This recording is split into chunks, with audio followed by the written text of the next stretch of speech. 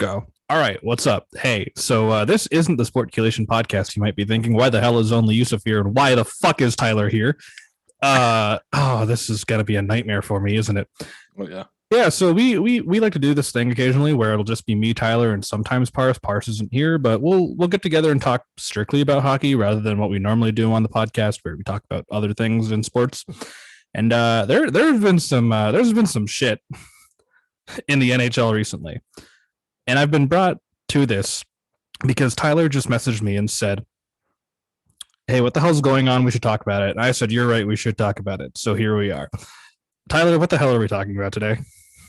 We're talking about the beautiful team that is the Montreal Canadiens and how they exclusively hire French Canadian coaches. We're talking about the Flyers, for some reason, just seem to keep embarrassing themselves. And then we're talking about the Bruins, who just, have seemed to have lost their ways over the past 5 games. Then we're going to have some fun with the trade deadline. And there's something else that I'm drawing a blank on. I think we were going to talk about standings as well, just to see how teams are doing. Just any surprises? Yeah. So this should only be about 3 hours. This should minimum 3, maybe 5. We'll see how this goes. But if anything, like the best place to start is at the beginning. And so Claude Julien's been fired, as everybody in hockey has been made very aware that Claude Julien has been fired. Dominic Ducharme is their new interim coach for the time being until they find a new guy. But the problem with Montreal is they've made, or at least Disco Boogie Nights enthusiast Marc Bergevin has made it clear that they will only hire a coach that speaks fluent French. Because of course they will. It's fucking Montreal. Which, once again, if your insert team that's not Montreal here, so after next year it'll be 31 other teams, you can pick any coach you want. Anyone, for the most part, whether it's an NCAA guy, whether it's a former NHL coach, and then most of the former Montreal coaches coach other teams now because they also speak fluent English. But if you are the coach of Montreal, you have to speak fluent French, which probably gets your coaching, the number of candidates down probably below 25% of what other teams get. It might be even lower than that. You're talking about someone that can speak fluent French. You're looking at strictly Canadian coaches. And at that point, more likely than not, you're not going to get someone from like the WHL. No. Or the OHL. You got to go with more than likely OHL, maybe the OHL, but maybe the Q. Yeah, maybe the Q. Definitely the Q. Definitely the Q. But yeah, but WHL is a bit of a stretch. OHL could be a possibility. The Q is probably their best bet. Yeah, and like that gets you down to like 20, 25 coaches comparatively to exactly most other teams they're picking from, just the CHL in general. They got 60. Oh, yeah, they'll pick from the CHL. They'll grab an NCAA coach if they have to. Yeah. They'll grab any coaches that are on the market right now. Like, hello, fucking Gerard Gallant is still on the market, but does Gallant speak? No. I don't think he does. Let's look it up. Yeah. There's an option. Because the thing is,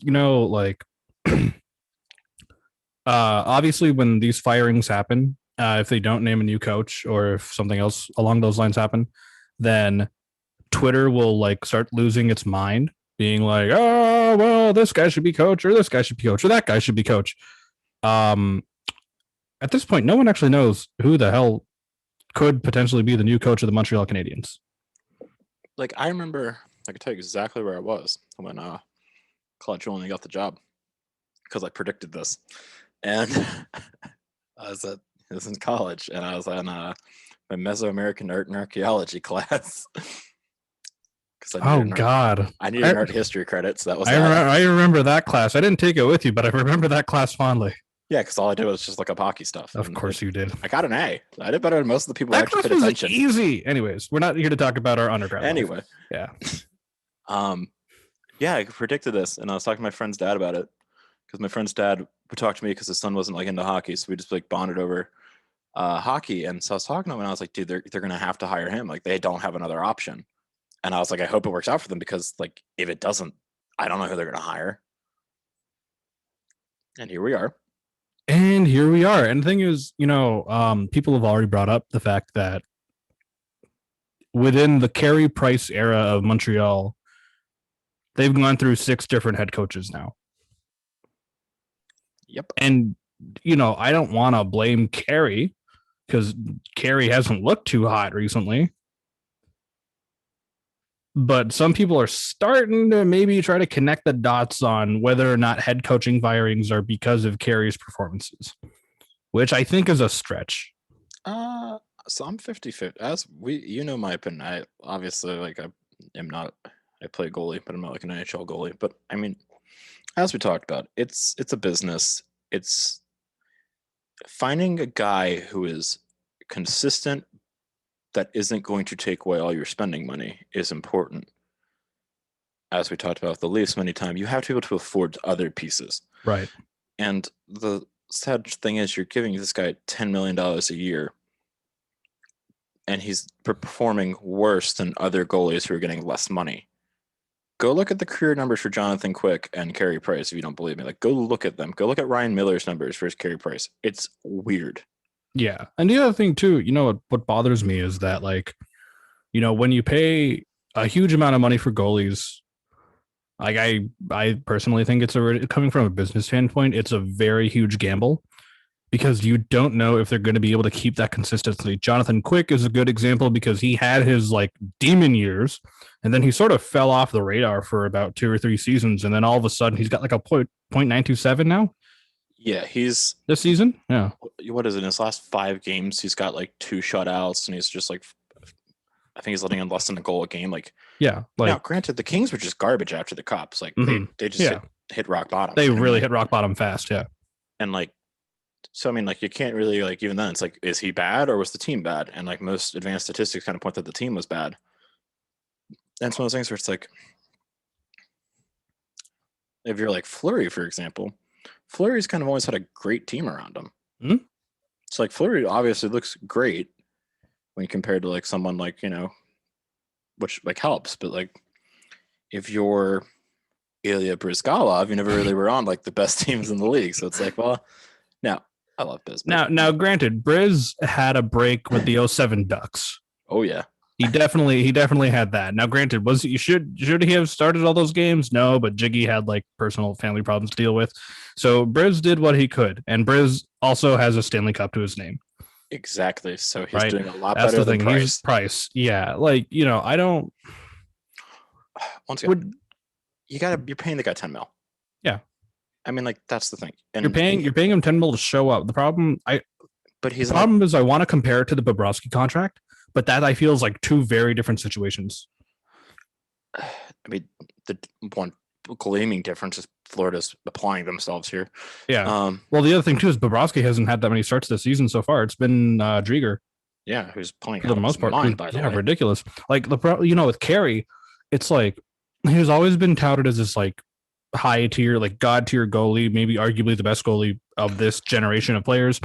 But the problem I have, and I'm sorry to do this to you, the problem I have is that you're paying a guy $10 million to show up when he shows up at any given point. We know when Carey Price is in the playoffs, he can either be really, really bad or the best goalie on in that tournament. Absolutely. You're paying for consistency. You're paying that $10 million for consistency. You're not paying $10 million for you guys to slump through the season, have rocky parts here and there, and then just have Carey go off in playoffs. What if you don't make the playoffs? Yeah, exactly. Right. So, and I don't know. My big thing is you look at the guys around the league who are getting less money and who are playing better. I mean, even then, if you want to pick I asked you who's the best goalie. Now, weirdly enough, a lot of GMs say it is Carey Price. But Gibson. East Coast. Let's go East Coast. Oh, East Coast. Fuck. Yeah. I'd go Vasilevsky. I mean, come on. Vasi. Yeah, that's probably Vasi. I would probably pick Vasi. Yeah. On a personal, the dude's just insane. Behind the back, love CS. I mean, you can't beat that. No. But if he's getting $10 million, if he's your baseline for, okay, this is a great goalie. He's also he's getting 9.5 and he's 26 years old. Good for him, by the way. Vasi's getting 9.5? Yeah. But so if you call him the best goalie in the league, and you give Price and Bobrovsky these $10 million contracts, you're expecting more. Like you're expecting them, like you hold these guys to such high standards. You're expecting them to be like the greatest. Yeah, well, therein lies a very odd question, but I feel like you as a goalie could answer this. Not an NHL goalie, but a goalie could answer this. Fat man's like goalie. I can give him the best shot. When you talk about, when people talk about like, oh, he's the best goalie in the league right now. This guy is the best goalie in the league. What particularly would you look at? Would you look at stats? Would you look at resume? Would you look at, because for example, like Bobrovsky has a Vezina, right? Carey Price. Quick doesn't have a Vezina. Quick doesn't have a Vezina, but he has 2 Stanley Cups and a Conn Smythe. Yeah, Carey Price has won the Hart Trophy. Vasi has won the Vezina, and he is the current reigning Stanley Cup champion. Yeah, like, and then like Hank has a Vezina. Yeah. Now, part of it is like you have to look at shots faced. I mean, that's like a big one. And everyone makes this argument like Brodeur only faced 16 shots a game. It's not. Look it up. He never did. He faced more than that. That's a crock.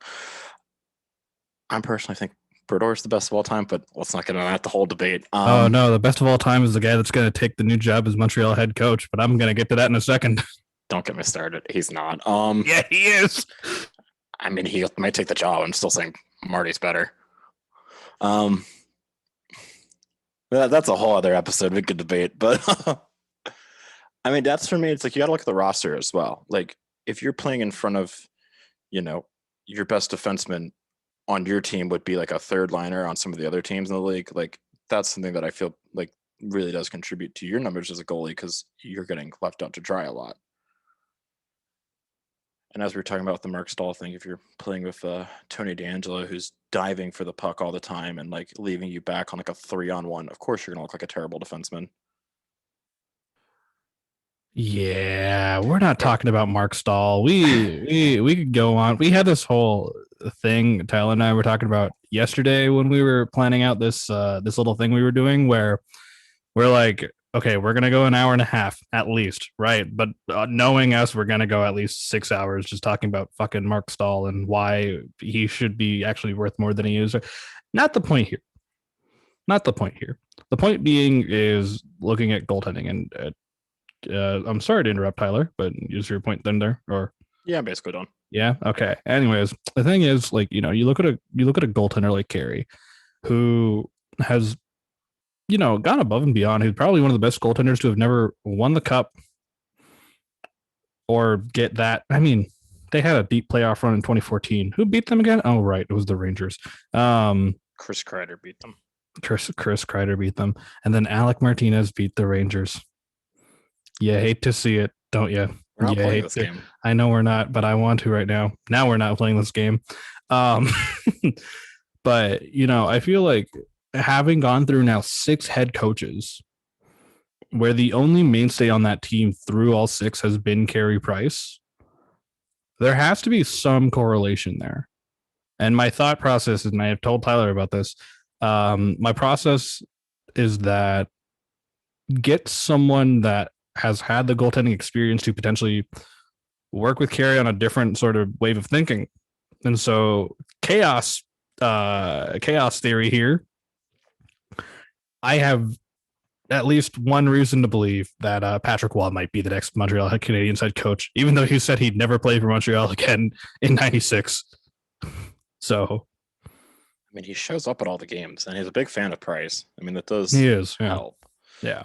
My big thing was like I always wondered because I liked Carey Price when he broke into the league. I thought he was incredible. Yeah, everyone did. I know he had a lot of injuries. I know he's had a lot of other things going on, and it's one of the things where it's like it's hard to tell. Obviously that kind of stuff. Like part of being an athlete is your reliability, and like that's huge. Like you could be the best, you could be the best player at your position, but if you're hurt, you're not helping, and you're just taking up cap. Your value goes down. You're taking up cap space. If it's like a small sprain and whatnot, that you could be out for a day, 2 days, maybe a week. Yeah, like your reliability is what's important, and how quickly you can come back, and how good you are at coming back. Yeah. So,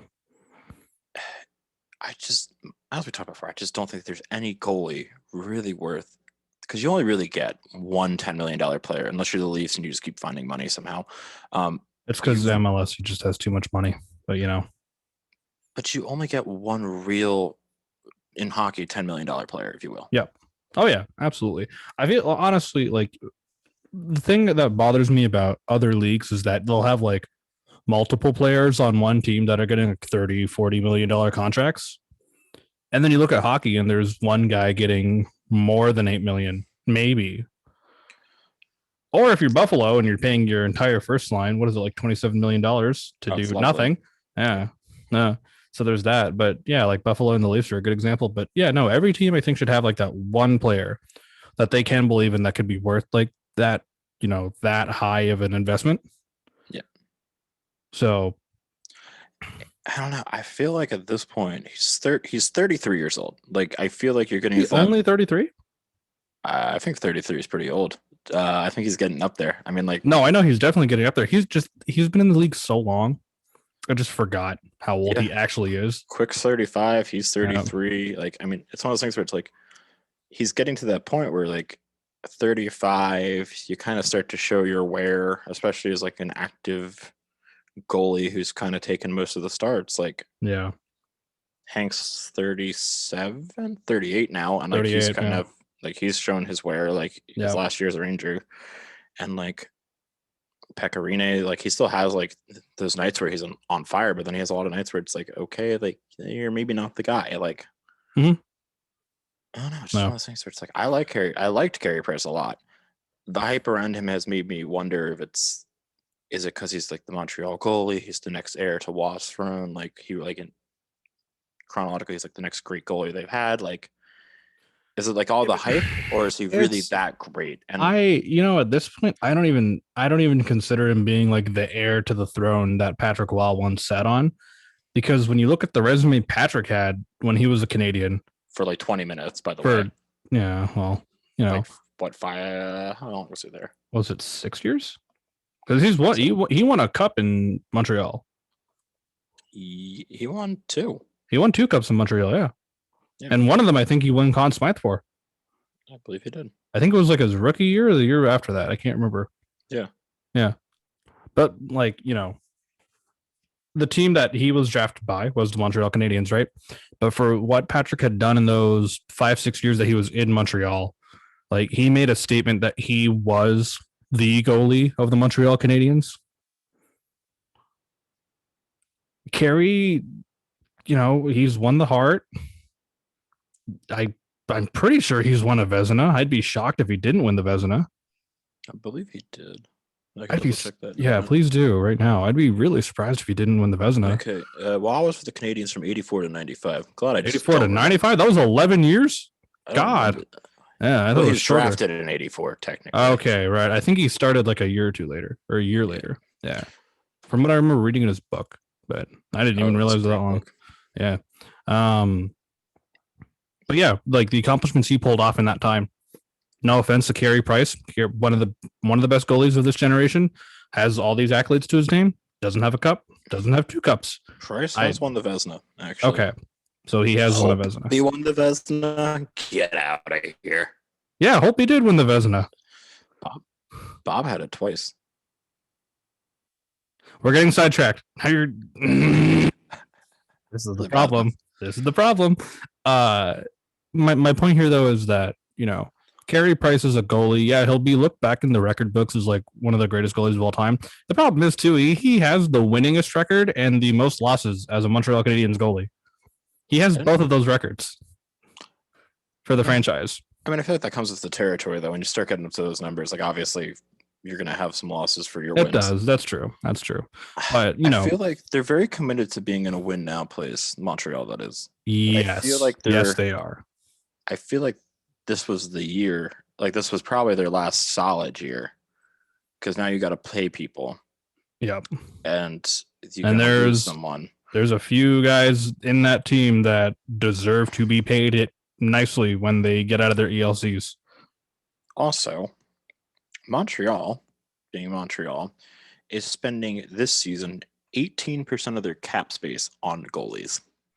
Yeah, it's a majority of it, right? Because $10 million to Carey, and then $10.5, and then it's like $2 million to Jake Allen. So this year, Jake Allen is at 4.35, and then next year it's 2.875. Okay, that's next year's. Okay. Hmm. But you might lose Jake because Vegas, or not Vegas, whatever it's called, Seattle. Yeah, that's the thing. I don't. Oh, yeah, you got a point there, actually. Ugh. But yeah, and then you got, depending on who you keep and who you lose, Mhm. and then you got a lot of people to sign, and Montreal's in a situation. yeah, they have a ton of draft picks for next year. But I mean, That's good, but if you're them and you're not really in a great playoff position this year, now obviously, like they're probably going to get in because who else is going to get in besides them and the Leafs and Winnipeg? yeah. It's one of those things where it's like, I don't know. I feel like it might be time to move off the old war horse and maybe. I mean, yeah, I don't know. Montreal's weird. We should probably keep moving along though. We should keep moving this truck going. To the Bruins. How are the Bruins doing? Because I haven't really been paying too much attention to them this year. All right, so the last 5 games, they're 1-4 and 0. They won outdoors. They beat Philly outdoors. Yeah, they like decimated Philly in the outdoor game. Well, yeah, and then they go to hang out in New York, and the Islanders beat them 7-2. Of course, make Halak look embarrassed, and they played the Rangers last night and lost 6-2. To future Buffalo Sabre Alexander Georgiev putting on a clinic in goal. What the fuck is up with the Bruins? I thought, to be fair, they've had a lot of injuries, but the problem is, like, it's a terrible argument because obviously Panarin is got political things going on, and then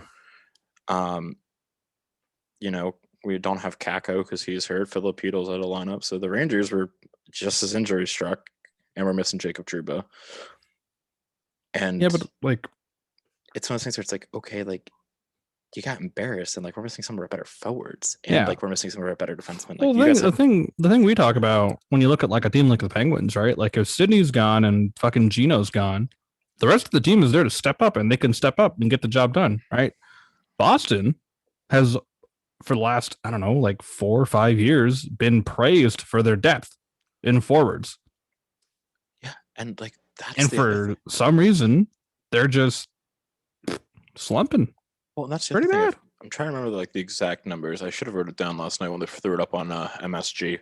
But over the last 5 games, the Bruins have given up more goals than they have the entire rest of the season. Wow.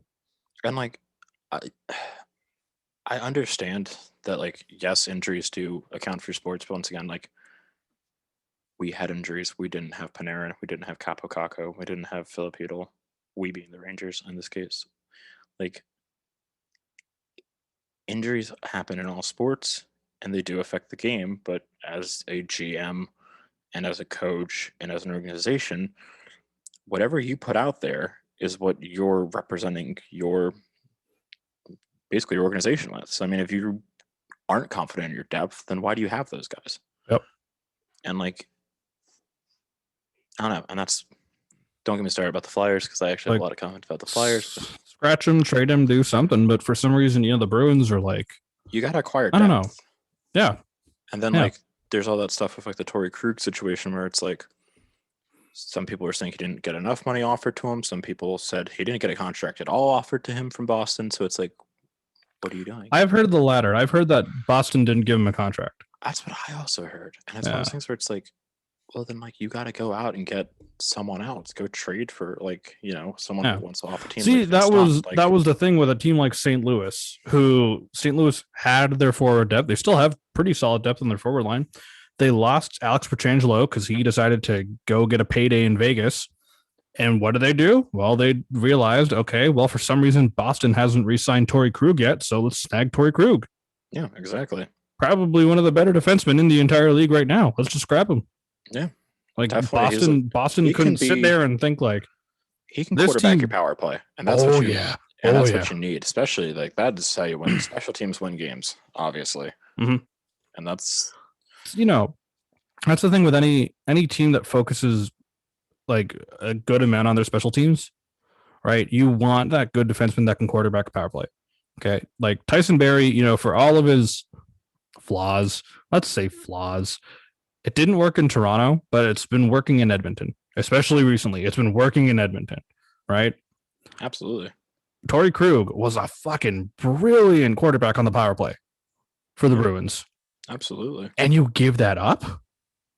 Absolutely. Like the Bruins, I don't know if they're like super cash strapped or anything, but you could have made a few little. They have like 4 or 5 million cap space right now. They could have made something work out. They could have, yeah, they could have done rid of other guys. Like Pietrangelo, like they agreed to signing him before they even got the deal like officially done because Vegas had to move like 8 million different things just to get the $8 million for Alex. Yeah, like something could have been done there from the Bruins. Oh, absolutely. Yeah. Oh man. So, looking up a quick statistic. So this is the interesting thing, and this goes back to like, personnel and having faith in your team. Mm-hmm. The Rangers got Jack Johnson, who's terrible. I'm not even going to beat around the bush. I hate Jack Johnson. The Rangers went from being 23rd in the penalty kill last season to being 8th. Not bad. Okay. And we've lost obviously D'Angelo for being Tony D'Angelo. Mm-hmm. I want him to have a unsuccessful career, but at least get the Rangers a good draft pick in return. You don't punch your teammates. That's not a good idea. I've heard. Yeah, and it's one of those things where it's like, I mean, obviously we got Jacques Martin as our assistant coach now, and he kind of runs the penalty kill. Okay. But like, you got to win with special teams, and like every game the Rangers have played, they've been close because their special teams have bailed them out tremendously on the penalty kill. Now we can't score on a power play, but we never could, so it's all right. Yeah, it's fine. Exactly. Yeah. I don't know. Power play, who needs those? The Bruins, I don't know. I feel like they're also at this very weird spot, and like me and my friend were talking about this yesterday, and he's a big Bruins fan, and they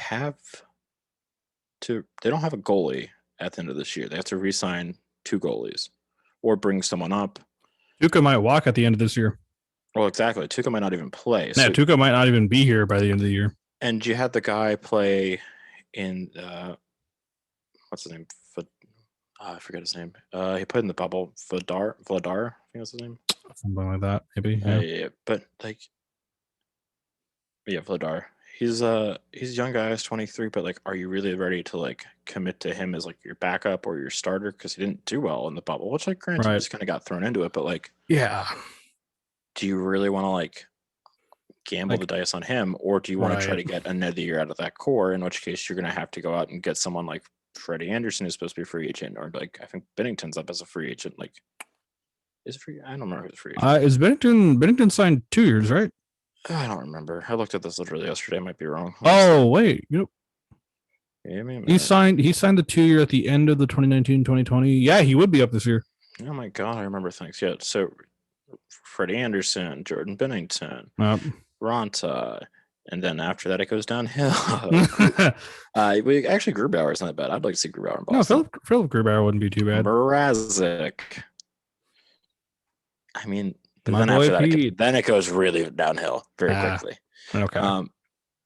That's the thing. It's like you have to make a pretty big decision now on what you're going to do. Mm-hmm. If you're going to just be a buyer or a seller. But yeah. We can get into that later. Oh, we are getting into that later. All right. Should we talk about the Flyers? I just want to talk about Gritty. That's all I care about is Gritty. I have an opinion on Alain Vigneault. We could save that for later when I'm confirmed that the Flyers are actually as bad as I think they are. And not the overhyped team that they were at the bubble last year? All I'm going to say is Flyers fans, as someone who had AV as a coach, I'm sorry for you. Yeah. As someone who's watched AV coach multiple different teams over the last 10 years, there's moments where it's like, I'm going to bench this rookie player who's been playing very well. Why? Yeah. Give the veterans more time. Okay. Jeff Blashill, is that you?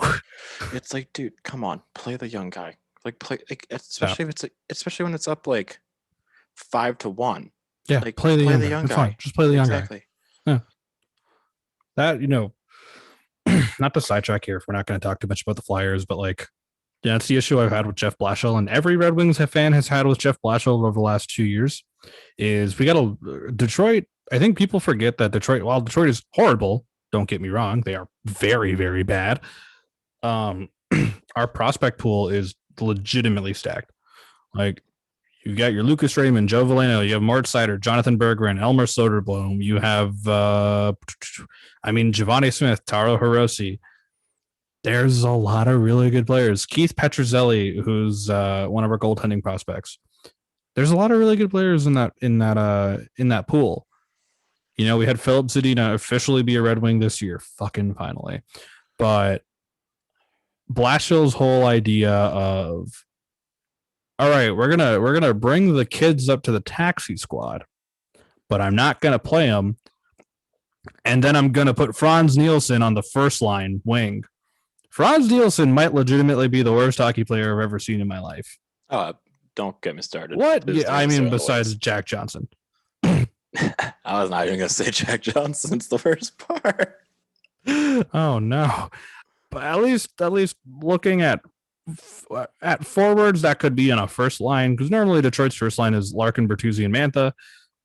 But Bertuzzi's fantastic. Hurt. I love that line. It's such a good first line, and Jeff Blashill is just not a good coach for that line, and I don't like it. Also, I'm just happy that okay, so I'm gonna give a shout out to another podcast, Blue Shirts Breakaway, best Rangers podcast out there. I love those two guys. There you go. But like they were talking about it, and I love them because they also are intelligent human beings. And like, if you have I love Rangers fans are like the most toxic. As I explained to Yusuf, Rangers Twitter is the most toxic place ever. It's literally like middle school. I bet it is. It's the most interesting thing. It's like, it's so sad. It's literally just middle school. It's fantastic. There's so much drama for no reason. And people are like, we need to fire David Quinn. Why? He's not playing the rookies. He's not playing the young guys. Meanwhile, Adam Fox, 30 minutes a night. It's like, okay. Yeah, okay. Yeah. DeAndre Miller, 19 years old, already a dominant NHL level defenseman. Already putting up like Seth Jones numbers. Yeah, it's like, okay. It's like, sure. Like, at least with Quinn, you don't have to complain as much, but fans just want to complain. Like with Blash, we just have every reason to complain because they'll put like Evgeny Svechnikov, the lesser of two Svechnikovs. For now, man, why did we get the lower one? Damn it. No hate. I actually do love Gino, but he's been in Grand Rapids for forever at this point. He's played a few games on the main roster last season and the season before that, but this year he got called up to the taxi squad, and everyone's like, all right, cool. We could probably have Gino play wing on the first line, filling in for Bertuzzi because Bertuzzi's going to be hurt a little longer. And Blash just goes, no, we're keeping him on the, he's going to be a healthy scratch. We're keeping him on the taxi squad, and we're going to put Franz Nielsen or Luke Glendening or somebody on the first line. And I'm just sitting here like, you have a rookie, not even a rookie at this point. You have a kid who should be developing by playing with the main roster guys. You're not playing him. Giovanni Smith, same situation. Giovanni Smith, now, I don't think he's going to be a star, but he's already shown that he has NHL potential. Right, we had him for a few games. One game he had a Gordie Howe hat trick. I was really happy. He had a Gordie Howe hat trick. He's proven that he does have playmaking ability, not amazing, but solid playmaking ability where he can get the puck. And the best thing about him is he's tough. Yeah, he is tough. He is good for what we need as a team. Yeah, absolutely. But Blashill's just, I'm smarter than you, and I'm not gonna play. And we're just sitting here like, when are you getting fired, Blash? When are you getting fired? Well, that's the other thing. The average age of like the Rangers offense is like 24 years old. Not that young. Wow. It's pretty good. Yeah. And like the thing is, outside of 3 games this year, every goal is a 1-goal game or an overtime loss. Like that we've lost. Every game we've lost, outside of 3 of them, were either overtime shootouts or just like a 1-goal game. Okay. So tight knit. Yeah. I mean, like if you just get that extra goal or go that extra mile, like for being as young as we are, especially with all like the, Panarin not being in the lineup for the past couple days and all that good fun stuff, like they're not that bad. No, I don't, no, fire Quinn is a stupid idea. Don't do that. Quinn's actually not they that probably won't. I don't think they will because everyone seems to like him in the organization, including the Yeah. players love him. And future New York Ranger Jack Eichel likes him. So that's what matters most. Shut up. It's gonna happen. It probably will. I wouldn't be shocked. But that will be a conversation for later because we're going to be talking about the trade deadline. Oh yeah. So standings. I don't want to go through everything in the standings, but I do want to ask you a question. Do you think Chicago's getting a playoff spot this year? If you asked me a month ago, I'd have laughed at you. And now the problem is I can't laugh at you because I think it's actually very real. You can't laugh at me for once. Oh, I've won. I finally. This is your one moment. So enjoy. I know. I'm just soaking it in. No, Chicago. I really wish Parse was here, but he was fucking busy. Chicago's just surprised me. Seriously, they've just surprised me entirely. Like, wow. Who is Kevin Lankinen? What is a Kevin Lankinen? He's a Finnish kid who plays goalie, and he's really good at it. Apparently so. Also, the other thing is, this is the thing that blows my mind, actually. I love how they sent out their rebuild letter. I love that. That's just so comical to me. We're rebuilding. Well, kind of. Oh, that's right. Yeah, they at the fucking what was it? The end of last season or beginning of last season? Yeah, where Stan Bowman openly admitted they were going to rebuild. And now they're figuring it out apparently up there. I don't know. I mean, aren't they still missing Taves and Kirby Doc? They're figuring it out up there. To be fair, they play you all a lot. Yeah, they play Nashville a lot. That's true. Speaking of which, we're playing them tonight, actually. So there's if Pius Sutter wants to get another hat trick, you're more than welcome to, kid. Please don't. Do we want to fly through these standings? Let's just fly through them. The Scotia Bank North Division, because I love it. They renamed all the divisions to make more money. I know. Well, sponsors on helmets, renaming the divisions. Got to recoup that COVID loss. I love it. All right, let's start with Toronto. Congrats. Thanks. They apply themselves. Yeah, they are. I'm actually stunned. I'm genuinely stunned. To be fair, they. Oh wow, thunderstorm is here. Oh, fun. To play Ottawa and Vancouver and Calgary and Montreal. Congrats to Toronto. You just are slaughtering everyone, even though I think you're in a very easy division. I'll give it to you all. It's funny of what is it? We have 4 regulation losses right now. The Leafs do. Yep. I believe 2 of those are to Ottawa. Yeah, they are. Yeah, 2 of those are to Ottawa. One of them's to Calgary. And the other is to, I want to say Montreal or Edmonton. It might be to Edmonton. Like, it's this weird thing because they're good. The Leafs will undoubtedly make playoffs. I'm not going to deny that. I have them making playoffs. There's no way they're not. And to be fair, they will win the division. I will actually agree with you on this. They're going to. They're going to win the division. It's not a game. It's going to be a fantastic time when they get to the playoffs. They're going to get out the first round, and it's going to be like, oh, we did it. And they're going to get out of the second round. It's like, we did it. We're doing it more. And then they're going to get to like Florida or Tampa or apparently Chicago. No, or apparently Chicago. Who knows? Or you're going to get into like. From what I know, North play the West or no. So apparently, So apparently, they haven't specified how it's going to be decided yet. It's apparently going to be decided after each divisional representative has been figured out, like whoever wins the division. The 4 teams are then organized to play each other based on, I think it's regular season standings. Fantastic. So once again, you're going to either play Florida, Tampa, Chicago, you're going to play Boston, Washington, the Islanders, Philly, Vegas. God forbid we have to play a West team. What if they play Vegas? Legit, because you've heard me say this on the last episode you were on of the main show, but I've told Anton, I've told Paris, I've told all my friends this. I am all for the Leafs doing well in the playoffs this year. Don't get me wrong. I think they're going to do great, especially with the team they have now, if everyone is healthy. If we are facing an East team like Tampa, it's going to be tough, but I don't know if we'll be able to do it, but we can do something. God forbid if we have to face Vegas or Colorado, we are fucked. Or weirdly, LA is applying themselves. Yeah, LA all of a sudden is good again, weirdly. But yeah, no, the Maple Leafs, Minnesota. yeah, Kirill Kaprizov just gets like a hat trick every game, Against that defense, that's possible. Yeah.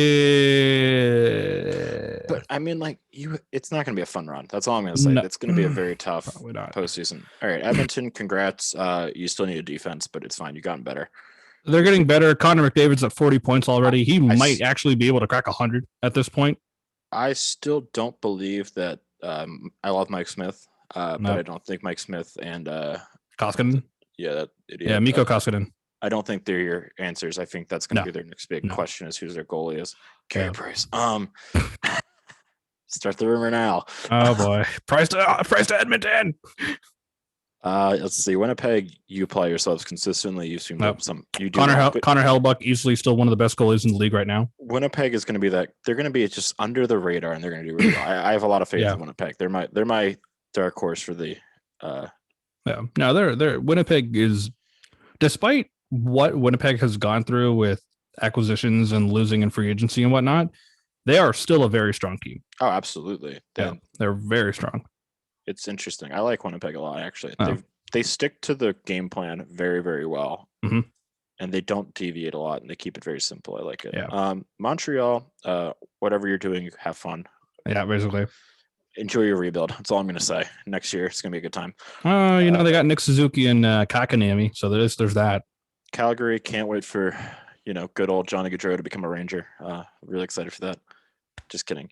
I love how Calgary and Vancouver just kept swapping players, and now they went from both being good to losing all the players that made each other good to each other, and now they're both awful. And now they're trash. They're somehow, Calgary had a really not hot. Actually, no, I would call it a hot start to this season. Legit, they were looking really, really good, and then those uniforms. How could you not? Oh, dude, Blasty, of course. Come on, man. Blasty just brought back the throwbacks as the home and aways. I'm a big fan. Yeah. Oh, that's true. Yeah. Delicious. Also, let's give Jacob Markstrom a huge contract off one moderately good season. Yeah, that bothers me. David Rittich has a better save percentage against the Maple Leafs than Jacob Markstrom does. Yeah. David Rittich. They call him. We call him Big Save Dave in Toronto. I love that. And then let's see. Ottawa. I feel sorry, man. I love how Pierre Dorian and Melnyk at the beginning of the season were like, we're here to make sure that Ottawa is going to be a strong team moving forward. We're making all the acquisitions we need to. They got Stützle. They got. Jake Sanderson's not playing this season, but they got Jake Sanderson at 5. They got 5 years. Ottawa will be awesome. So in 5 years, they're going to be fucking terrifying. Praise that. They're going to be fantastic. Oh, yeah. But until then, you've got, and then they gave Matt Murray all that money. And I remember, Anton saying it was probably Anton or one of the two. Matt Murray is going to steal them games. They might be a surprise. And then they won their first game against the Leafs, and then it's downhill. Will steal you a game if you shoot anywhere on him that is high. Well, if you don't shoot high glove side, if you shoot anywhere else, he's going to steal your game. If someone decides to shoot high glove side, well, the game's over. It's done. Yeah. Yep. Let's see. Ottawa, the best thing that happened to you was your jerseys. Congrats. Yeah, those jerseys are nice. I will admit that they are very nice. The black ones are really nice. Let's just roll through the top 4 of each division. Sure. So from here on out. So the Discover Card Central Division. Yeah. Right Florida, now it's what is it? You're doing great. Yep. Tampa, you're doing great. Chicago. Where'd that come from? I love it. Yeah, why not? Carolina is trying their best. Columbus, Nashville, Dallas, Detroit do better. Nashville, you're rebuilding. Accept it now. Detroit, sorry, Yusuf. Dallas, do better. It's okay. I've accepted death as a Red Wings fan. Columbus, I have no idea what's going on with you. Tort, do better. Torts do better. Nashville, I think, just before we carry on to the next division, Nashville's in an identity crisis situation where they know they're rebuilding, but they've made it clear. They fired a very successful, experienced coach for a guy who had a terrible tenure with a decent Devils team. Yep. Because it's sad because they didn't really do anything that different, and they actually lost pieces, and Lindy Ruff made them look better. Yeah. That's all I'm going to say. But but we can bring this up again in a minute when we talk about trade deadlines and whatnot. But From what I've heard, Nashville has said that the entire team is on the market except for 3 people. Fire away. Curious. They are, I believe, Ryan Ellis, Okay. Roman Yossi, Love that. and Rene. Why? Right. Yeah. Why? I would trade the farm for Dante Fabro. I love Dante Fabro. Oh, Dante Fabro's good. I He is going to be so good. I used to watch him when I went to BC games and no, BU. Who did he play for? Did he play for the BU, the Eagles? My bad. No, he played for the Terriers. Did he play for the Terriers? Okay. I went to BC game once and then I ate like they had a family pack. It was 4 hot dogs and 4 sodas and like 2 fries. And I got that for myself. And then my other friends split one and I ate one. So that was a rough game. I bet. The BU games I had a lot of fun at those. So yeah, BU games are so much fun. BU games are so much fun to go to. So They're really Dante Fabro. I like him. I would love him in New York. Dante Fabro is he's going to be very, very good one day. Solid player. But yeah, so Nashville is in a very strange identity crisis where they're not admitting they're rebuilding, but they sort of are, but they're not. We're rebuilding, but we're keeping the 38-year-old in net. Yeah, we're keeping the old ass goalie where we still have Saros and we have Askarov waiting in the fucking wilderness. Yeah. Carolina is Carolina. I've always said they're going to be a good team in time. Goaltending's their hindering thing. Yeah. I know. I fucking know, Tyler. But besides that, like, I think they're looking good for the future. Yeah, I think so. They're definitely looking good. Yeah. And even even through injuries, they've been making it work. Like I think Turbo's out right now, but they've been making it work with Brock McGinn on the first line. I have a lot of faith in Carolina. They're going to be fine. Next up is the Mass Mutual East Division. Let's get all the brand names out there. Branding. Washington, congratulations. You haven't proved me wrong. Which I'm impressed by. You're just outscoring everybody. That's the only thing you have going for you. The thing is, they still are not okay in the goaltending department. They're giving out like 3 or 4 goals a game. Who's handling net minding for Washington right now? Vanacek. Okay. Vitek Vanacek, I believe. Where's Sammy? Is Sammy not? He's in Hershey right now because he's on a rehabilitation. Oh, that's right. He's still rehabbing. Yeah. Once again, it's interesting because he had a really bad back injury in the offseason, and then he had COVID. And some of those things are just like, it feels very much to me like this is more than like a COVID issue. This sounds more like it's like a hindering back problem. But yeah, I'm curious to see how this evolves. Basically, they're only winning because they can outscore everyone. The problem is then they play a team like that actually plays defense against them or out hits them, and then they don't. And then they're fucked. Yeah. Boston, you were doing really well, and now I don't know what's going on with you. Philly, stop benching your rookies. Let Carter Hart play. I know it's embarrassing, and I know for some reason you want Brian Elliott to lose, but let Carter lose so he can develop more and understand what it's going to take. Yep. Islanders. Trotz is goat. That's all I'm going to say. The Caps are stupid for getting rid of Trotz. I'm standing by that. I'm still shocked they got rid of him, but Laviolette's a good replacement. Pittsburgh, trade Crosby. No, I'm kidding. They're close to. They're going to have to rebuild here in a minute. There's a very certain reason they brought in Hextall and Burke to handle things. Yeah, this is time for the young to come in and shine. I think it's time for the Crosby Gino era is going to have to end soon. Yeah. So blue shirts, just score that extra goal so you can win more. That's all I'm going to tell you to do. And stop trying to fire Quinn. He's great. I like that man. Let him win. Let him keep making Adam Fox play 30 minutes. It's beautiful. I love watching Adam Fox play for 30 minutes. Yeah, true. If he doesn't win the Calder, I'm going to cry. That's all I'm going to say. You know what? He should win the Norris. I'm saying it now. Fox for Norris. Okay. I'll start the voting. And then what? It's Buffalo and New Jersey, or it's New Jersey then Buffalo? New Jersey, Buffalo. Of course it is. New Jersey, who's actually weirdly not being that bad. Keep it up. You know what? For being where you're at, they're in such a weird spot in that they should be better than they are.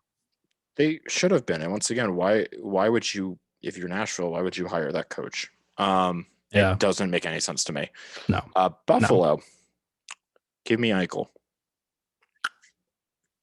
I've got a lot to say about Buffalo when we get to trade deadline talk. We're gonna have fun here. And then of course the West. I believe it's Vegas is first. I think it's Vegas. What is it? Vegas, Minnesota, St. Louis, Colorado, and Colorado's LA, fourth. Yeah, and Arizona. That's actually a very tight race. Let me see. What's the point differential? So at 23 for Vegas, 22 for Minnesota, 22 for St. Louis, 21 for Colorado, 21 for LA, 21 for Arizona. I love this. Ooh. And then Anaheim John Gibsons are in last, unfortunately, but he's still balling out. I mean, Anaheim is starting to look slowly better and better. I know Trevor Zegras is on the team right now, but obviously he's not going to make a huge impact right now, but he's starting to really show. Absolutely. So there's that. Pull up that very fun LA Kings statistic I told you yesterday. Yes. Because I love this fact, and this explains a lot about why LA has been doing good recently. Okay. While you're looking that up, that's Since like February 11th. This was posted yesterday, which would have been February 26th. Yep. Since February 11th, Jonathan Quick and Cal Peterson have put up outstanding numbers. Jonathan Quick, since February 11th, has a .975 save percentage, a 0.65 goals against average, and 2 shutouts. He's first in the league in all those categories since February 11th. Cal Peterson, since February 11th, has a .945 save percentage and a 1.67 goals against average. That's insane. I think the split time is really helping Quick because I think with all of his injuries and all those things like kind of nagging on his knees and stuff, like I think this is actually like a nice balance that he's allowed to like take some time off as he's getting older and like recoup between games. I think that's really helping him out. I'm not even gonna lie to you. I think that's really what's giving him that fantastic time. And Cal Peterson is hysterical to me because he just did not sign, even though Buffalo drafted him. He's just like, nope, not doing it, and just didn't sign his contract. And LA scooped him up, which I think is just hysterical. He's like, yeah, I'm not playing for Buffalo. Like he knew. He's like, nope. I don't blame him. I mean, to be fair, I don't blame him. I don't know if I would. So no, I don't blame him. You know, I don't give it to him. It is Buffalo, but yeah, like the West. I honestly thought the West wouldn't be this tight, but man, I'm kind of surprised. I'm kind of surprised by Colorado. I am very surprised by Colorado. Not because you know me, I legitimately, I seriously think they're gonna win the cup either this year or next year. But I think they're close. Yeah. All right, let's do the trade deadline game. I'm excited for this. Oh, here we go. Okay, right. So here's how this is going to work. We're going to talk about just different teams randomly, whether or not they're buyers or sellers. This is going to be fun. Yeah, I'm not sure how exactly we're going to do this, but we'll make it up as we go. I've got the teams written down so far that I think are going to be big buyers, and I've got teams that are written down that are going to be sellers. And I have players in mind as well. I was just going to go through the standings. Just fuck it. Let's just do that. Okay. I'll just go through the league. Here's what we're gonna order the league. We're gonna say points. Order the league by points. Figure out if they're buyers, sellers, or just kind of somewhere in the middle. If they're sellers, if you have a player in mind, what would they be selling? Exactly. All right. Let's start. Toronto, buyer or seller? Buyers. Absolutely. I agree. Buyers. They're absolutely buyers. For what? Defense. That's done. Either one more defenseman or potentially another backup goalie in the event Jack Campbell's doing fine, but he just got back. So yeah, he just got back. He's playing tonight, I think. Actually, I think so. I don't remember who their backup's been, but he's been doing good enough to keep. Hutch has been. It's been Hutchinson. That's fine. They're fine. Yeah, I think they're fine in goal. They can roll with that. Yeah. All right, Florida buyer. Definitely buyer, considering the run they've been having. I just don't know what they would need. Defense? I feel like they're going to need more depth scoring. Because what scoring threats does Florida even have now? Like it's Huberdeau, Barkov, Hornquist. Oh right, yes, Patrick Hornquist. They got Wenberg. Yep. They have Mackenzie Weegar. They have a weirdly decent team. They have Noel Chari from Boston a couple years ago. That's right. They have Noel Chari. Yeah, they have Frank Vetrano, man. They have Frankie Vetrano. Yep, they have Frankie Vetrano. They're weirdly all right. So good job, Florida. Yeah, I could see them probably being buyers. They're buying. We'll see how they do. Edmonton, you're a buyer. Buyer. Go get Go yourself a goaltending. goalie. Go get yourself a Goalie. goalie. It's goaltending. That's all they need. All right. Tampa. You can always win, so keep doing your thing. I'm not even gonna tell you what to do. At this point, I just say Tampa does nothing. All right. They don't need anything. Here's the fun one. Washington, buyer or seller. Or nothing. I'm trying to think of their whole team right now. You're probably going to lose someone like Oshie in the expansion draft. More than likely. I think you're a buyer. But what I'm thinking is Washington might try to go on a Hail Mary run. I actually hold up. There's a cycle actually. If I gotta find it, I'll send it to you later, and then you can share it on whatever you want to share it on for all these fine folks to see. Sure. It's the cycle of the Washington Capitals. They're gonna get a seventh defenseman. That's what they're gonna do. That's just all they do. Think about it. Brendan Dillon, Shattenkirk. Go look at it. It's very interesting. They're gonna get a seventh defenseman. That's how they're gonna play it. And they're gonna just do what they always do, and then somehow get out in the second round. Chicago, I'm amazed you're here. I still think you're a seller, honestly, because you're trying to build for the future. Right. As fun as it is here. Yeah. Do you agree or disagree with this one? Could you repeat your statement? I'm sorry. I was a little distracted for a second. Oh, you're good. Chicago's a seller in my mind, even though they're sixth. I feel like I don't look. I think what Chicago's doing right now for this current run is like it's cool, like that they're doing this well, but I don't see them going for like a deep run. So I think they're probably going to be sellers. Yes, and then more than likely Winnipeg buyer. I would go depth forwards. Yep. They're fine everywhere else. Yeah, they're fine everywhere. Hellebuyck's built like a tank. He doesn't usually get hurt. No. Defense has been far more impressive than usual. Yeah. For what they're working with, it's incredible. Carolina, you're a buyer. You're in the same realm as Edmonton. Go find a goalie. Yep. Okay. Boston. Okay. Boston is one of these teams where I love the Bruins. They apply themselves greatly. And I think we've talked about this before. What do you say about Boston? I want to hear your thing, and I'll give you my.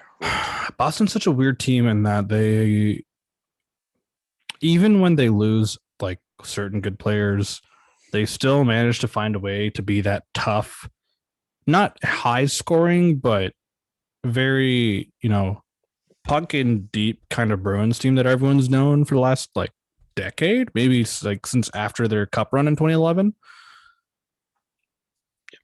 But you look at the situation now, thinking that this might be the last time the Bruins can go on a run with Tuukka. I have no idea if I'm being honest. I really have no clue.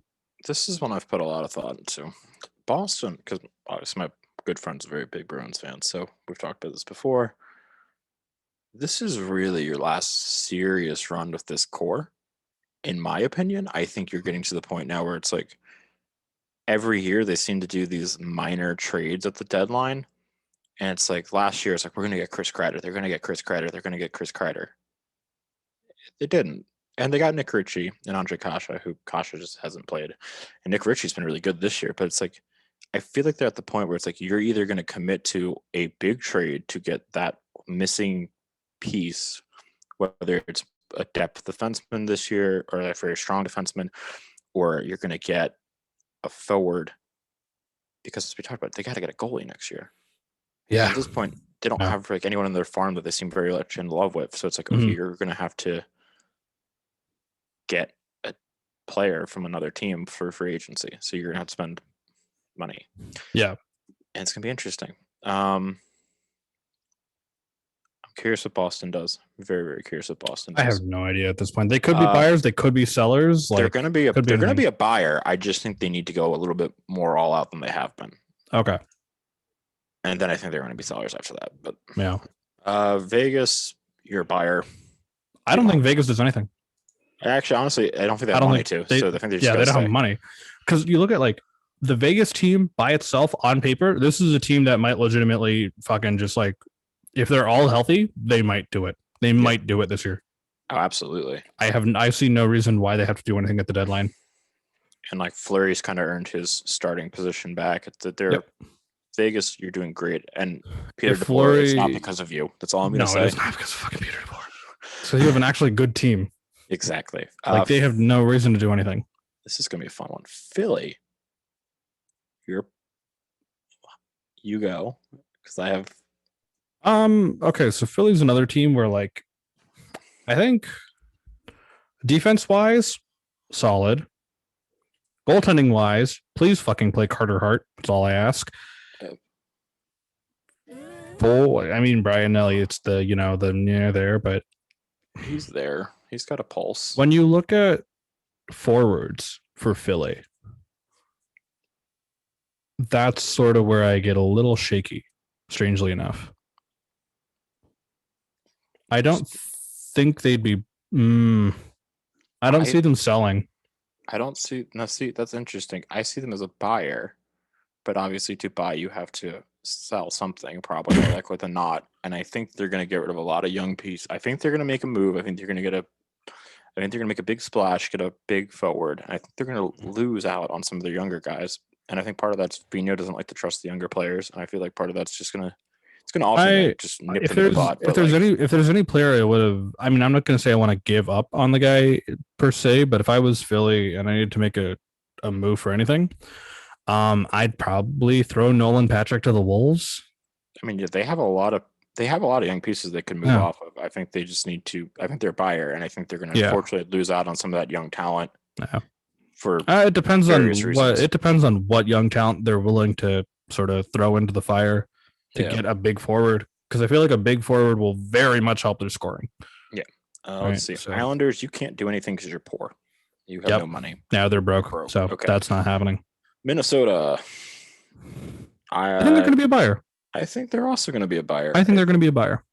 I think they've had enough emerging talent from their young goalie. I think Kaprizov has kind of revitalized a lot of the aging core. Mm-hmm. I think it's going to be interesting. They're kind of fun to watch.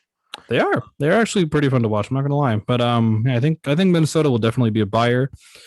If they can secure a playoff spot, I wouldn't be shocked if they are going to be a buyer. I don't think they're going to make I actually don't think they're going to do anything, to be honest with you. Okay. I think they're going to sit on it because I don't think they want to spend any draft capital. Yeah. I think they want to really hold on to that and then kind of let those older guys age out, bring in the young core, and because so far as far as drafting goes, because if I'm Minnesota, I don't want to be giving up draft picks because you've already struck gold with Kaprizov and you have Marco Rossi coming in at some point. Like, just keep going. I'm set. Yeah, just keep doing your thing. Keep riding it out. You're doing basically great. Minnesota, I'm proud of you. You're doing fine. Minnesota's good. They're doing okay. All right. Montreal, you're a seller. Accept it now. Just accept it.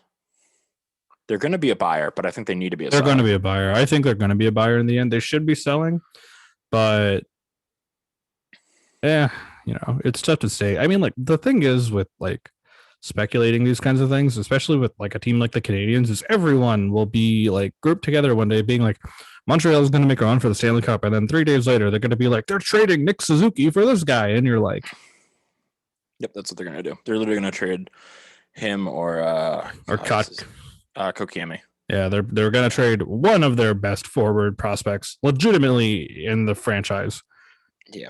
For nothing, probably. Hold up. Zach Parise is still making $7.538 million a year. His contract's up in 2025. He still has 4 more years on his contract? He's 36. I love this. Man, Wait, hold on. He has 4 more years on his contract. Yep.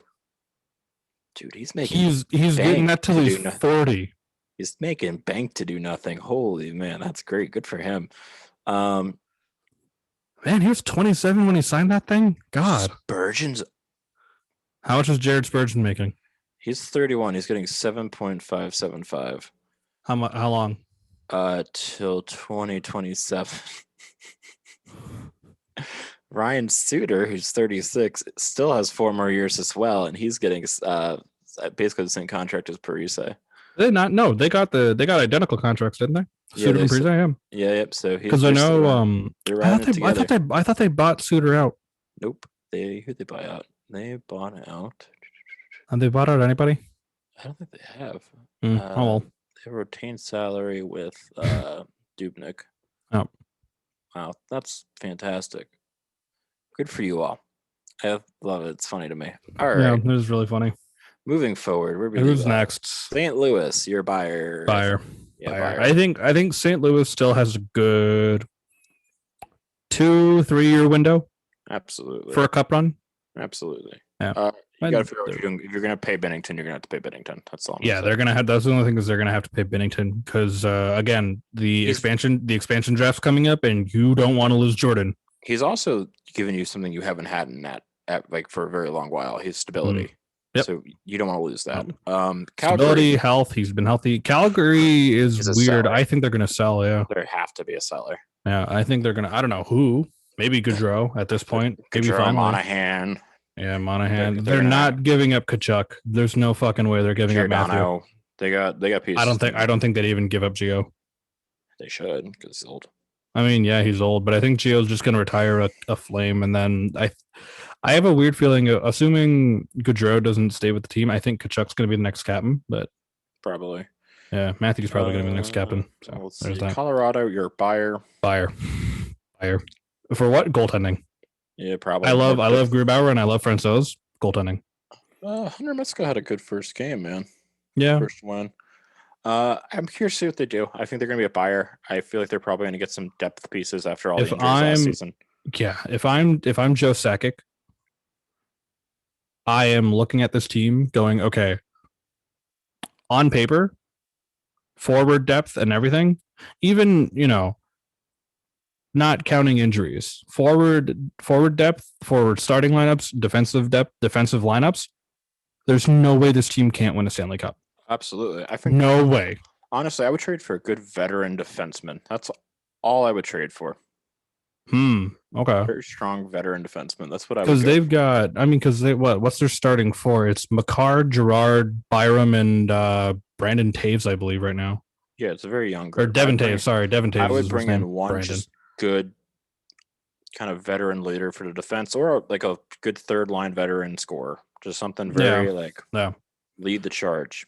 A third line scorer would be good. You know who'd be great? Mr. Game 7 himself, but we're not getting Williams. Not him particularly. Obviously, he's elite, but like just someone like that kind of figure. Mm-hmm. But there's not a lot of those guys out there anymore. Yeah, I know. Right. Corey Perry actually would be an interesting fit. Pavelski, someone like that. Yeah, someone like that. Anyhow, moving on. Pittsburgh. Seller. They should be a seller. I think there should be a seller. They'd be. I know, so Burke, his last day working for Sportsnet before he left for Pittsburgh to take the president's job. They asked him, "What do you plan on doing with Pittsburgh?" Yada yada yada. And Berkey's very what's the word I'm looking for? The opposite of subtle, direct. With what he says, he's very direct. And he made it clear, we are going to try what we can to make a run at the cup because we want to win again. And I'm like, you know what? I'll to you, Berkey. Love you. But if I were looking at the future, keep what you have draft wise, because you're going to need those picks in a couple of years or in 4 years, maybe, when Crosby and Gino leave. And if I am you, there are some things on the team I think you should probably get rid of. Keep guys like John Marino, who I think will be fucking stellar later on in his career. Oh, absolutely. Keep Jake Gensel. Keep Kapanen. Kapanen's solid, But yeah, I think sell. Not too high though, but pieces. Sell. You gotta. I think that core is kind of getting to the end. They are. Unfortunately, I think if anything, Chris Letang is next probably, because I know Kunitz is already gone. So I'd probably move off Letang. Yeah. Let's see. Los Angeles. I don't think they do anything. Los Angeles. I don't see them doing a very similar spot. I think they might sell if they're going to get rid of anything. Obviously, I think I just want this to happen. But I think and I'm not even joking at this point. I think you should move off Jonathan Quick. Cal Peterson has proven himself. I think it's time to let Quick walk. You can get a decent piece for him for a team that needs a goalie for a cup run. I think it's a really good idea. Mm-hmm. If you're Carolina, because I still want that, I seriously think that would be the piece for Carolina would be great. And I think LA would get something in return, that would be like a nice draft pick that would really help them out. Yeah. I think it's a win-win on both sides. I think there's mostly doing nothing, but if they're going to do anything, I'd move off quick. Just give him the respect because he got you to where you were for those 2 cups, and I think let him go have an opportunity at a third, and I think helps you guys rebuild a little bit. Yeah, because I know I'm just quickly looking up on elite prospects for the Kings and their farm. Because they have a good farm. Bad. Yeah, they have a really good farm actually. They have a pretty solid farm coming up. So, so I wouldn't be a buyer because you don't want to lose that stuff. I would be a seller, and I would probably move if I was going to move anyone. Quick Brown, the remnants of that kind of old school core, I would start to move off of. Yeah, because Brown's playing good, but I think, like I said, if you want to sell him high, I would sell him high. Right. Yeah. Same with Quick. He's playing good. Sell him high. Yeah. Sell him high. Arizona. Sell. Ooh. I don't know. I don't know either. I don't know with Arizona. It's a weird. They're another team that's in that like weird situation. I think they're going to do nothing. I think they're going to kind of reassess after the draft. Yeah. The expansion draft, that is. Well, yeah. Considering they barely have any draft picks for this year because they fucked themselves out of everything, basically. Yeah, I would get through the expansion draft and reset. Mm-hmm. And then wait for Matthews to come home. Shut up. I have theories. Columbus. Columbus is also a weird situation. They've gotten older. I would sell. I feel like it's getting to that weird point. You have to make a decision on who's your goalie. If you're going to roll with Elvis, you're going to roll with Korpisalo. Nope. I feel like at this point, you can only protect one of the draft anyway. You might as well, instead of just letting Seattle have a goalie, you might as well trade them for something, or just try to move off some of those veteran forwards that you have that probably won't be there for too much longer, just to kind of expand the room. Mm-hmm. Because if I was a team making a deep cup run, someone like Cam Atkinson is just sitting there. I would love to have that. Yeah. Nashville, sell. Please trade the farm for everything. Sure, sell everything. Blow the team up. Blow the Predators up. It's about time. From the beginning. I looked up. I was legitimately shocked by this, like almost flabbergasted, that David Legwand is still the all-time leading points getter on that team in franchise history. Yeah. At 566 points over 900 and I believe it's 62 games. The Preds are weird because they're never incredible, but they're never terrible. Terrible, yeah. This is the worst they've been in a while, which is interesting because they're almost 500. Yeah, and the thing is with the Preds, like, they're the current leading points getter that's on the team is Roman Josi. I love that. I love Josi. Considering Shea Weber is, I think, second or third on the all-time list. But Yosi's at 4 right now on the all-time. And look, I get you want to build the team around Roman Josi, but that involves building a team around Roman Josi, not taking what you have already and just throwing it at him and just being like, do this. Let's make another playoff. Like, look, you and I have talked about this before, and I know we agree on this. That 2017 run is never happening again.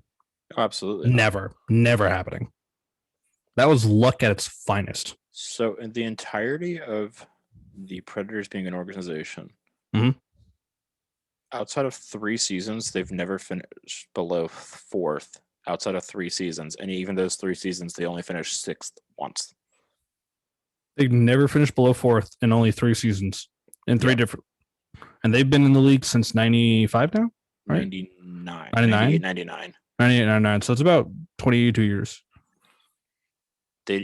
For how long they've been in the league, they've only missed the playoffs 8 seasons. That's not bad. Their first 5. And then, then they were pretty much there. They had 1 year, 08, 09, they didn't. And then 12, and then it was 13, playoffs. 13, 14. Yeah, and everything Gotcha. was playoffs. Yeah. It's incredible. Yeah, it's interesting. I think it's time to kind of reset. Yeah. Vancouver, you're selling. Get over it. Yeah, Vancouver is selling. And Vancouver is selling. New York, don't do anything. Sell Alexi Lafreniere. No. If anything, the problem is you sign Kreider and he has no trade move clause, and that's the only problem. You really don't have a lot to give up. I feel like the most worthwhile pieces New York has to potentially even offer anyone would be Kreider if he could waive his no move, or Georgiev. Georgiev is a solid, but he's going to be traded for Eichel, so we can't move him yet. So it's fine. New York, I don't know. I feel like you shouldn't do anything. I feel like you should just keep rebuilding through the draft, except this is a growing pain year. And when you have Lundqvist and what's his name? He's our, Kratzov. There it is. Took me a minute. I feel like you have a lot of young pieces coming up. I feel like you just need to hold off for a year or trade the farm for Eichel. And just buy him now. Dallas, you're selling. Unfortunately, I think you're kind of at that point where you have to make a decision. Dallas is in a very weird spot. Not like the other teams we've mentioned already that are in weird spots, but like they I don't know what to think about the Dallas Stars now, right? The problem is they haven't played as many games as some of the other teams, but right. Because, you look at them as a whole and you have some really good players on that team that are young. You have your Miro Heiskanens. You have your Dennis Gurianovs. You have your, what the fuck was that kid's name that won in Game 7 in overtime against Colorado? Yoel Kiviranta. That's his name. Yoel Kiviranta. You have him. You got Rupe Hintz. You got some solid young guys, but everyone else around the team is old, including your two goalies, Mr. Ben Bishop and Anton. We're not going home, Hudobin. Also, Bishop's hurt every 5 minutes. Yeah. So I think they're probably going to have to sell. It'd be nice to see. I think they're sellers. I think they're probably going to be sellers. Yeah. Or they're going to buy and try to make one deep run. If they could do it again, I would be very impressed. I would applaud Rick Bowness. I'd give Rick Bowness a fucking medal. I'd give him a bonus. Yeah. All right. Who's next? New Jersey. New Jersey is selling. I don't see them doing anything else. Sell Kyle Palmieri and get draft picks and build around that. Pretty much. Get rid of Subban. Go debate pork roll and Taylor ham, and then next season attempt life. Pretty much. Not much for New Jersey. Next up, San Jose. You're selling. Accept it. They have to. Okay, have to. Anaheim. I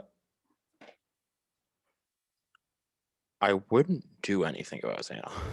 No, because you're very young, and you need to just keep building through the draft.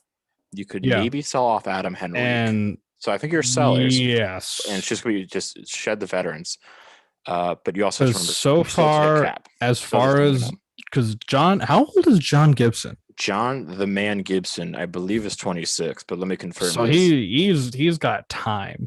John Gibson, he's either 26 or 28. He's 27. I was in the middle. Oh, great! There you go. He's the Jonathan the Man Gibson. Yes. Yes. So the thing is, I want to just point out I have turned you fully, and I'm happy about this. I've gotten Yusuf to become a John Gibson supporter. I do appreciate John Gibson because he is just unlike Price, who has a nice team around him. Gibson does not, and Gibson balls out. Yeah. He doesn't need to, but he does. John Gibson is modern Ryan Miller. Yeah. Boom. Yeah. All right. Like Buffalo. I'm gonna give Anaheim the credit before we finish off and carry on to the next team. They have struck gold in the drafts the last couple of years. Oh, they're doing fantastic. They have done so well in the draft. Grabbing Trevor Zegras, and then the next year grabbing fucking Jamie Drysdale. Oh yeah, and then you have Troy Terry and Sam Steele. Yeah, you have a fantastic. Oh, that's right. They have Sam Steele. Yeah, it's gonna be so good. Anaheim's gonna be disgusting in a few years. Yes. Now, if they would do a refresh on their home and away unis, they'll be fine. Yeah, that'd be bring back Wild Wing, full time. I like the color scheme. They should bring back Wild Wing and just do the modern colors. I'm fine with that. Although I do love the good old 90s stuff. But Buffalo, you're selling Jack Eichel to the Rangers. Sell Eichel, sell Hall, sell Skinner. Sell them. Who's going to want Skinner? Okay, so Don't get me on this. I was listening to Dangle's podcast yesterday, and the topic of Jeff Skinner came up. And what Dangle and his co-hosts were talking about was the fact that Jeff Skinner through this season has done literally worse than the Red Wings. Yep. That says a lot. Yep. And he's getting paid $9 million a year, right? He's the one getting $9 million. Yeah. Look, you got Taylor Hall you can move off of. He's on a 1-year deal. You got Jack Eichel. Well, Jack Eichel only to the Rangers, nowhere else. But Skinner, you should move off of if someone will take the $9 million. You're going to have to retain salary on that. Yeah, that's the thing is you're going to have to retain salary. The issue with Skinner, and this is what Dangle's point was, is that he wouldn't have been a $9 million player had he not been good before he got his $9 million. The hope is that he could actually be good as a $9 million player, but what they're saying is it's mainly at the fault of their head coach for scratching him so often. What the fuck do I praise all the time? If you're GM, what do I praise? What do I praise people for doing? Well, Tristan Jarry is a great example. What did they do to him? They gave him a bridge contract. Yep. This is what I'm talking about. Bridge contracts, man. They are what keeps teams together. That make or break guy, that is when you give him that, that $3 million deal for 2 years. Like, go prove to me that you're right. So when your first line is making a total $27 million, literally $8, $9, and $10 million from Hall, Skinner, and Eichel. The thing is with Taylor Hall is Hall's on. This is so stupid. Like, I still hate the fact that people are calling this a show me contract, because it's Hall taking a 1 year to prove that he's actually still good, and then potentially be like a good asset in the trade deadline. But he's making $8 million. Yeah. Like, don't get me wrong, Taylor Hall is good. Did he turn out to be the great number one, first overall pick he was supposed to be when he got drafted in 2010?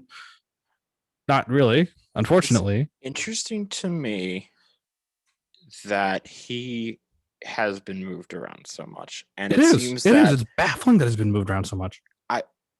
He seems like a really nice guy, but it is very interesting to me that it seems like he seems to move around quickly. No, he's only been on 3 teams, and this is his 4th. But it's it seems to be that he left Edmonton because they weren't good, and then Edmonton's doing better now that he's gone. New Jersey, I left New Jersey because they weren't good. They're doing better. Arizona, even to an extent, is.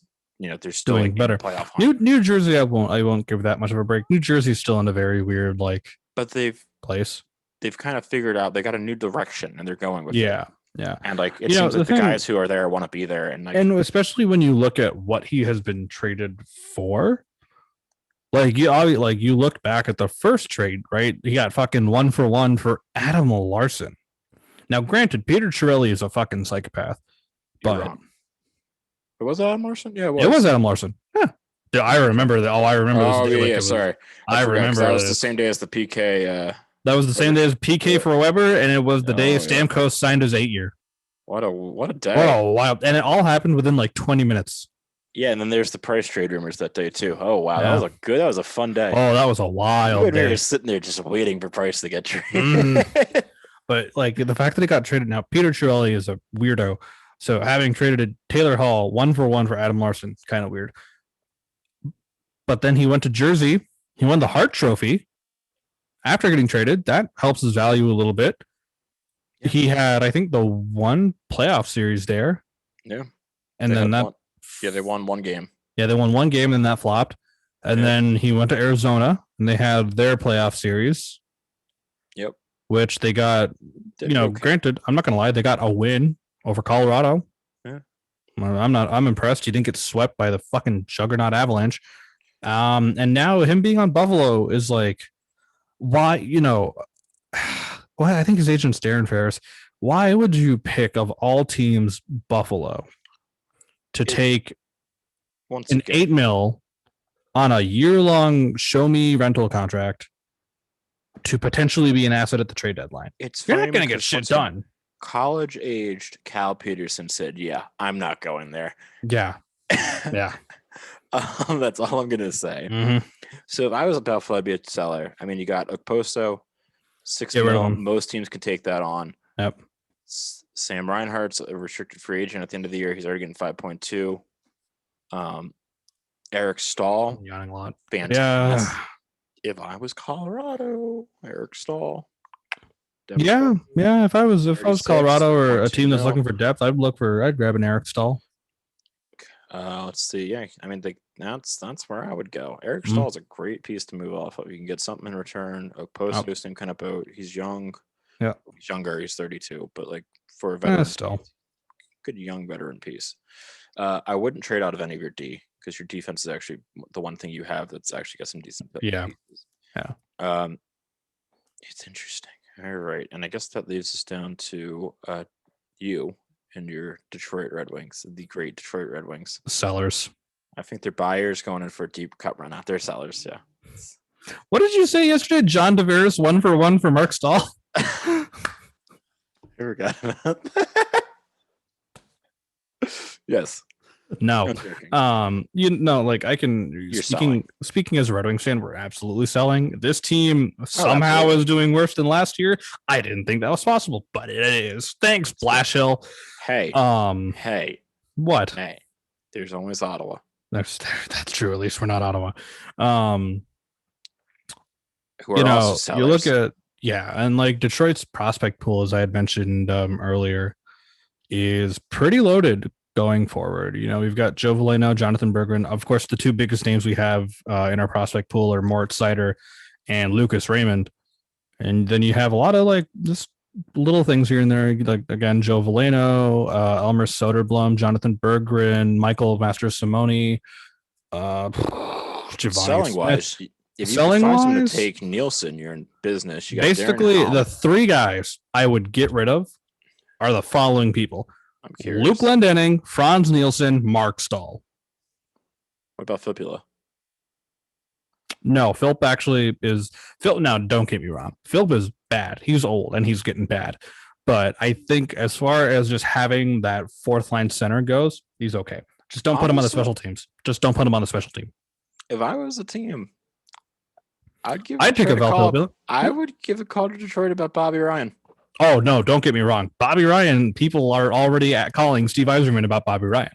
Ryan knows that people are calling about Bobby Ryan. Good. Honestly, good for him. I want him to go. Yeah, I'm like, I would love that Bobby continue his like this year as a Red Wing. But man, if he goes to another team and does even better, I'll be so happy for him. Also, you can't trade off Bernier because what was it? It's been almost a year since. Nope, Thomas Greiss broke that. He broke it. Thomas Greiss got his win. We're good. Yep, Thomas Greiss has a win. We were still riding that one. Yeah. No. Thomas Greiss did indeed do it. He finally got his win as a Red Wing. But like Luke, I was listening another podcast to shout out, the Winged Wheel podcast, the Detroit Red Wings podcast. They were talking about, if I were a team looking for a good third line guy, but more importantly, a good face-off guy, Luke Glendening is really good on the face-off. Oh, yeah. I think he's still at 100% on face-offs, if not like 80 to 100%. You know who's at the opposite end of that spectrum? Mika Zibanejad. Trade him. No. So like though. Glenny, if I'm a team that's looking for a good face-off guy for a good playoff run and a good depth guy, Luke Glendening would be my pick. Luke Glendening, Bobby Ryan, Mark Stahl. For some reason, the Bruins are like, we might pick up Mark Stahl, and I'm like, take him, please. Give us. We'll take anything. Give us we'll take Mark Stahl. Just go. I'm so excited for this last team. Is it Ottawa? It is. Has to be Ottawa. Great. And then we can actually wrap this up, and maybe we can. Oh, Yusuf, we might have only kept it to 2 hours today. Oh, what time did we start at? We started like 7:20 something. Yeah, 7:25. An hour and a half. Yusuf, this is good for us. We're doing good. I am impressed. All right, we're gonna actually wrap it up after all. Yeah, we are. Let's hold ourselves. All right, I think they're selling. Okay. If I was, who'd be a good sell? Artem Anisimov. It's a good sell. Oh, Anisimov would be a really good sell. Great sell. There's a lot of people that would want him. Even Dadonov, honestly. I don't think he's gonna. I don't think he's got a new move, but I think Dadonov would be a solid sell. Austin Watson might be decent enough. He's he's 29. He's a winger, but he could be a solid third, fourth liner just to kind of beef up depth going into the cup. Who else do we got? Dadonov would be a solid sell if anyone's willing to take at least half of his $5 million contract. Let's see. That's all. Matthew Pekka. No, but he's going to be a UFA after this year. Goodbranson. Goodbranson would actually be not bad. Good because he's an unrestricted free agent at the end of the year. Might as well try to get something for him. Mm-hmm. It's not a bad idea at all. Not really. That's about all they got. Yeah. So, actually, they have Braden Coburn on the taxi squad, but he's old. Is the problem? If If once he gets back from injury reserve, Derek Stefan, man, he doesn't like it there. He wants out. Oh, and apparently they don't get the management and him don't get along. That's a guy who, when you're playing a team in the playoffs and you need that last minute goal in overtime to get the win and advance against a team like the Capitals, for example. Derek Stepan would be a solid guy to do that. Yeah, he'd be a good guy to do that. Even I'm just looking at Cap Friendly just to double check things. I know they have Ryan Dzingel still on non-roster forward after that trade. I'm not gonna lie, Ryan Dzingel could be pretty good trade bait. Oh yeah, solid player. Ryan Dzingel could be pretty good. Are we missing anyone? We got all the teams. No, we got all the teams. I think just last thought about Ottawa is they have the potential to do well in a few years. They just need to, Pierre Dorian just needs to fucking figure this stuff out. So get the right bill. What is this? What did you send me? Oh, God damn it. Of course it's a New York Rangers clip. No, it's Derek Stefan. I know it's Derek Stefan. In overtime to send him advance the round. I told you. Literally quoted the moment. Quote Doc Stefan in overtime. Yeah. Yep. But yeah, Ottawa's got Brady Tkachuk. They got Josh Norris. They've got Tim Stützle now on the team full time. They're locked up to Matt Murray. They're locked up to Matt Murray. Jake Sanderson is probably going to be on the team next year. They got a bright future. They just got to shed those pieces. Shed those really weird big contracts that they got. What they are. They're cap fillers. That's all they're there for. They really are. They're just a cap filling team. They still have, let's see, 1, 2, 3, 4, 5, 6. They have 6 picks in the draft this year. They'll be fine. I think they'll be okay. All right, we actually got through this. What do you mean, hold up? You were like, let's wrap this up, and now you're saying hold up.